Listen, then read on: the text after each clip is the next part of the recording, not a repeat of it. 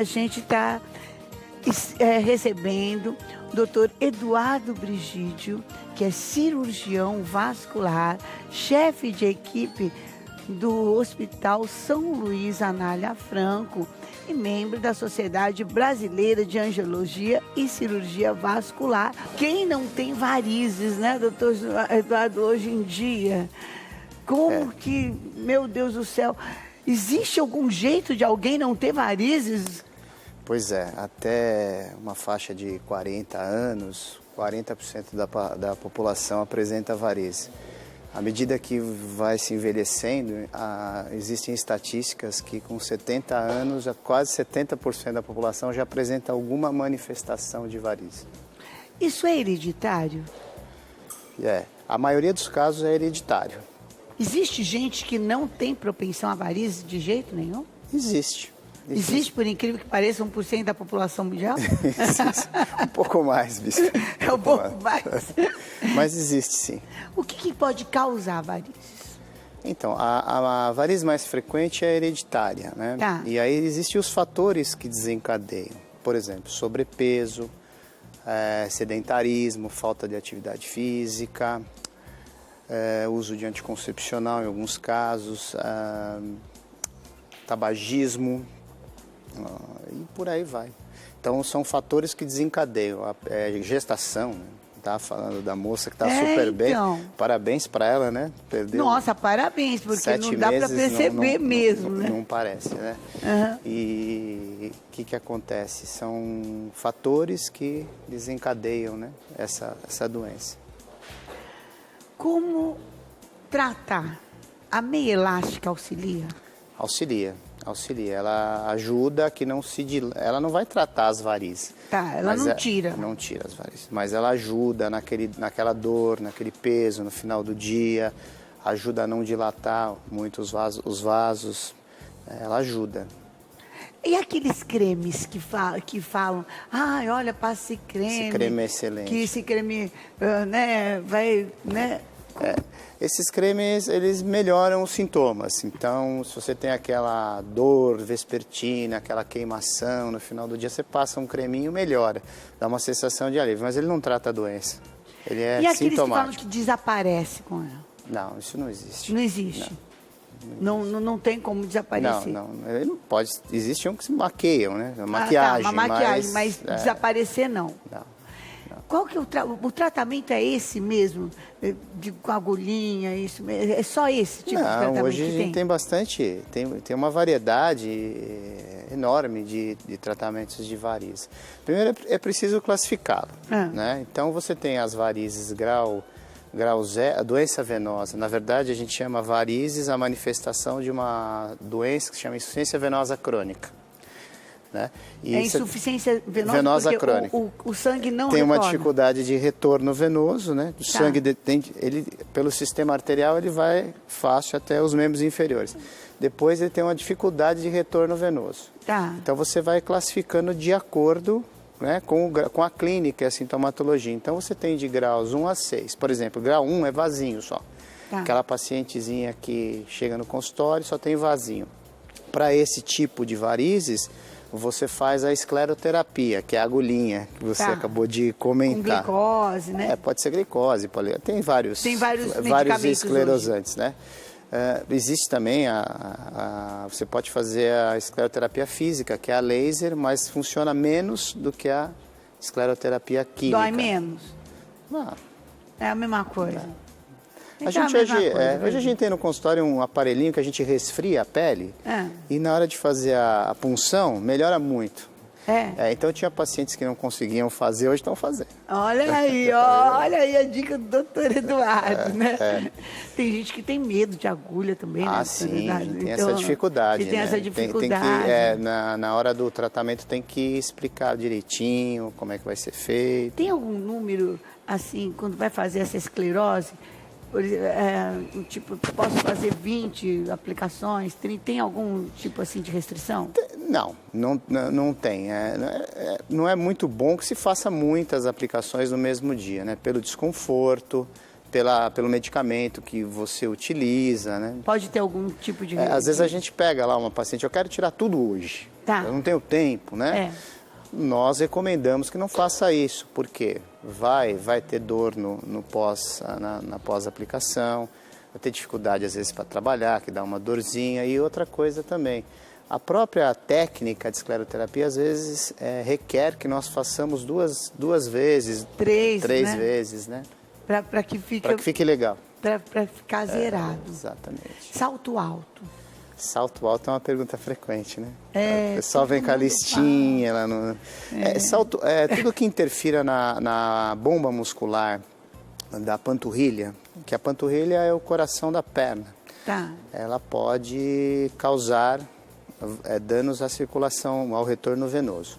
Mas na maioria das vezes as mulheres que vão numa festa, na igreja de salto alto, não vai fazer mal. O que acontece muitas vezes é que existe quem usa direto salto alto um encurtamento da panturrilha e dá uma dor. É interessante que às vezes elas chegam no consultório e falam: doutor, eu uso salto alto e eu não tenho dor. Quando eu coloco um tênis, me dói. É por causa do encurtamento da panturrilha. Desequilibra, dá dor na lombar, dá dor em tudo lugar. Exato. Com o sapato baixo. Exatamente. Eu entendi, doutor. Essa daí eu entendi bem. Ai. Doutor, como é que a gente previne? O que seria manter uma saúde vascular? Estamos falando de varizes, né? De tudo. Bom, de tudo, eu acho que... A saúde vascular... Então, passa inclusive pelo coração, isso, nós precisamos dividir, então, as doenças vasculares. Então, vamos lá. Quais são as mais frequentes? Então, doença vascular de consultório do cirurgião vascular periférico é varize. Tá. Mas existem outras doenças, né? Que é a aterosclerose, que é o entupimento das artérias, né? É uma doença mais grave, que leva até a amputação de membros. Né? Diferente de varizes, né? Tá, outra coisa. Então, para esse tipo de doença, manter-se controle das doenças como hipertensão, diabetes, supressão do tabagismo e cuidar direitinho, tomar acompanhamento com o seu médico. Há comidas que favorecem, outras não? A aterosclerose, sim. Então, as comidas gordurosas têm que ser cortadas, né? Uma alimentação saudável. Reverte, quando uma pessoa está num quadro assim e entra numa dieta, reverte? As lesões ateroscleróticas, não, mas há uma compensação, né? E para ali e a gente dá remédio. Pelo menos não progride. Exatamente. Não reverte, mas não progride. A incidência é maior em homens ou em mulheres? De varizes. Varizes. Vamos voltar para as varizes. Depois a gente vai para a aterosclerose de novo. De varizes é mulher, né? As mulheres é pelo problema hormonal, né? Uso de anticoncepcionais, tipo o hormônio feminino ele é muito ligado, né? Ao aparecimento de varizes, né? E a arteriosclerose? Mais em homem. Mais em homens. Homem. As mulheres, depois que as mulheres começaram a fumar mais, né? Então, se pega trabalhos da década de 60, por exemplo, a gente tinha mais homens que tinham esse problema. Hoje está quase ali, quase 50% pelos hábitos que foram adquiridos, né, pelas mulheres. Pode ser reincidivo as varizes? Então, veja, varize é uma doença hereditária. Então, quando se trata, se opera, se faz tratamento, você não tira essa hereditariedade. Você reduz o nível, né? Então, está lá, grau 2, você passa para 0. Tá. E aí a gente pede para usar meia elástica, para não dilatar mais, pede para fazer atividade física. Damos todas as dicas, né? Para que a gente consiga ter uma saúde, as pernas saudáveis. E sempre voltando, né? Anualmente, porque sempre aparece um vasinho. E as mulheres se incomodam muito com a parte estética da coisa, né? Então, muitas vezes elas me procuram por um problema estético e no final ela tem um problema de insuficiência venosa mesmo. A gente procura na anamnese, né, na história clínica, conversar e a gente descobre que tem outras coisas aí no meio. Existe alguma postura que favorece? Trabalhar muito em pé favorece varizes, né? Então, a gente tem muita professora no consultório, muita gente. Então, trabalhar em pé ou mesmo muito tempo sentado, a gente recomenda que ande a cada 2 horas, dá uma andadinha, ou use meia elástica. Isso é importante. Bom, eu estou conversando aqui com o doutor Eduardo. Ele é cirurgião vascular, doutor Eduardo Brigídio. E agora eu quero dar o meu bom dia com muita alegria para todo mundo que está nos ouvindo também pela rede de rádio Gospel. A gente hoje está aqui com o doutor Eduardo falando de doenças vasculares, enfim, doenças do sangue, né? Vamos dizer assim, pode ser doenças... Pode, do sangue é mais hematologia, é da condução do sangue. Da condução do sangue, tanto de ida como de volta, né? Isso mesmo. Tanto das artérias como também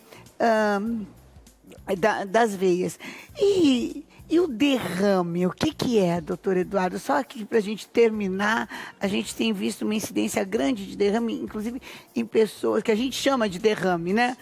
Popularmente. Inclusive em pessoas jovens, novas, o que é?